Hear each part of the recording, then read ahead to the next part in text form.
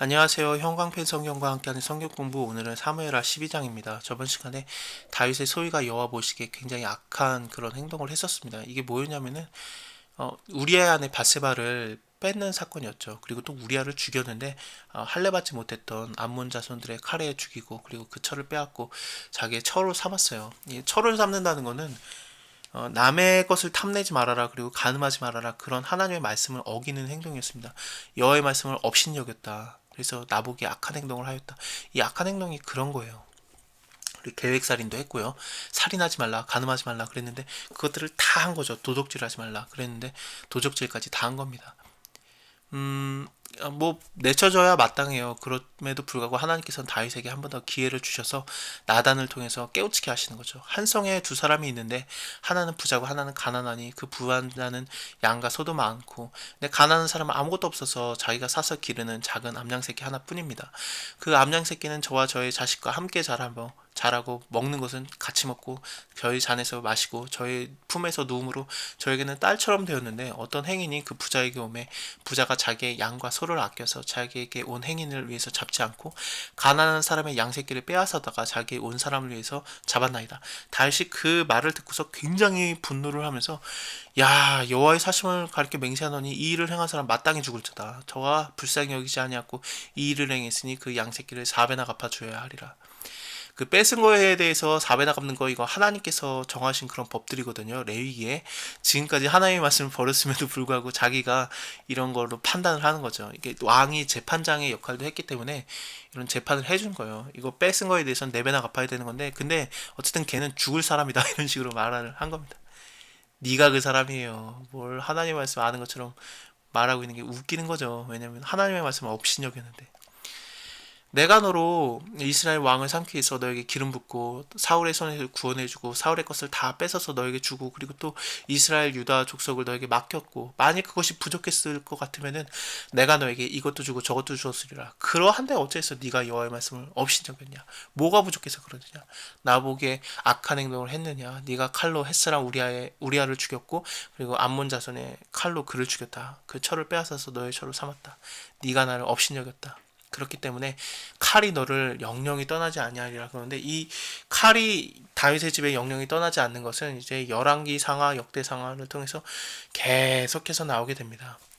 뭐 벌써 어렵게 볼 것도 없고요. 당장에 16장에 자기 아들인 압살롬이 다윗에게 반역을 일으키는 사건이 일어나게 돼요.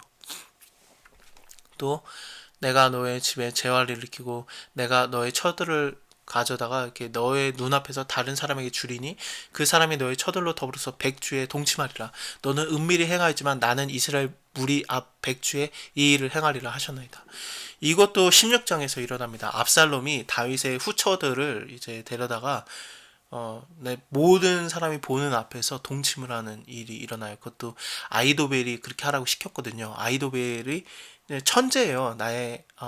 나의 형제들은 내가 너무 똑똑해서 나의 형제들이 미련하다, 그런 이름을 갖고 있는 자고, 아이도벨의 아들이 엘리암이고 엘리암의 딸이 바세바예요. 우리아의 아내 바세바. 그래서 그 가문을 건드렸던 거 아닙니까? 근데 아이도벨이 그렇게 지시를 해요, 압살롬에게. 그래서 그거대로 합니다. 왜냐하면은 너무 똑똑했기 때문에 그의 말하는 것은 하나님의 말씀과 거의 일반이었다, 동급이었다, 그런 식으로 이게 표현이 돼요. 16장에서 그렇습니다. 다윗이 나단에게 이르되 내가 여호와께 범죄하였노라 하매 나단이 다윗에게 대답하되 여호와께서도 당신의 죄를 사하셨나니 당신이 죽지 아니하니와 이 일로 인해서 여호와의 원수로 크게 회방할 거리를 얻게 하였으니 당신이 낳은 아이가 정령 죽으리이다 하고 나단은 자기 집으로 돌아갔습니다. 음, 그 51장을 보면, 시편 51편을 보게 되면은 이제 회개하는 내용이 나와요. 네, 하나님의 말씀을 버렸기 때문에 하나님께서도 다윗을 얼마든지 버릴 수 있어요. 그 아담과 하와 때부터 우리가 계속 봤었죠. 하나님의 말씀을 쫓으면은 하나님께서 그 관계를 맺어주시고 언약을 맺어주시고 함께 그 동행하시는데, 근데 하나님의 말씀을 버리게 되면 내쳐지는 거예요. 정령 죽으리라. 그 관계가 끊어지고 내쳐지고 쫓겨나고 그랬었습니다. 가인과 아벨, 뭐 노아 때도 그랬고, 뭐 아브라함, 이삭, 야곱, 계속해서 모세 때도 그랬고 우리가 봤던 겁니다. 그래서 하나님의 말씀을 쫓아서 하나님의 언약 관계에 있는가, 아니면 하나님의 말씀을 버려서 내쳐지는가. 그 사울 왕 때도 그랬잖아요. 사울 왕이 하나님의 말씀을 버렸으므로 하나님께서도 왕을 버렸습니다. 이런 식으로 사무엘이 그 사울에게 말을 전해주지 않습니까? 다윗이 두렵지 않을 수가 없죠. 그래서 시편 51편에서 막 회개하는 내용이 내가 하나님한테만 범죄하였습니다.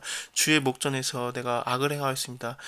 나를 정결케 하소서, 우슬초로 나를 정결케 하소서, 나를 씻으소서. 그리고 또 나에게 정직한 영을 주셔서 내가 새롭게 하소서. 나를 주 앞에서 쫓아내지 마시고 주의 성신을 내게 회복시키시고 나에게 자원하는 심령을 주셔서 내가 다시 한번 이렇게 하나님하고 잘 해보겠다는 내용이 계속해서 이어지는 거죠. 하나님께서는 원하시는 것은 이런 제사가 아닙니다. 하나님이 원하시는 것은 제사가 아니라 상한 심령의 예배입니다. 그리고 하나님께 다시 나아가서 관계를 회복하는 모습을 그것을 계속해서 노래하고 있습니다. 그게 시편 51편이에요. 굉장히 유명하죠. 그렇습니다.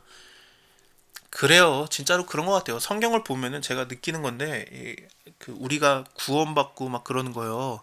착한 행동을 하고 그러는 게 구원받는 게 아니에요. 우리의 행실이 구원 일으키는 게 아닙니다. 아브라함도 의인이지만 좀 이상한 모습들이 많았잖아요. 자기 아내를 누이라고 속이고 거짓말 아닙니까? 결국에는. 그리고 또 남들을 혼란에 빠뜨렸던 거죠. 뭐 아비멜렉도 아브라함 때 어쨌든 죄를 질 뻔했었고 하나님이 나타나서 막아준 거였거든요. 그런 것도 있었고 또 뭐 일부일처제가 맞음에도 불구하고 하갈하고 동침하는 것도 그렇고 그리고 또 사라가 죽은 다음에 또 결혼한 다음에 애도 많이 낳아요. 그래서 그 중에 한 명이 미디안입니다. 미디안 지파가 나라가 생기잖아요. 그것도 아브라함의 자손 중에 하나예요. 그리고 또 노아도 그렇죠. 노아가 그 노아의 며느리들이 만약에 니므롯의 유전자를 갖고 있다면은 어떤 거였냐면은 니므롯이 이제 거인족의 그 시초 아니겠습니까? 그 아낙 자손들의 시초가 니므롯인데 그 노아 홍수가 끝났음에도 자꾸 거인족들이 나오잖아요. 골리앗도 그렇고 그게 왜 그러냐면 노아의 며느리들이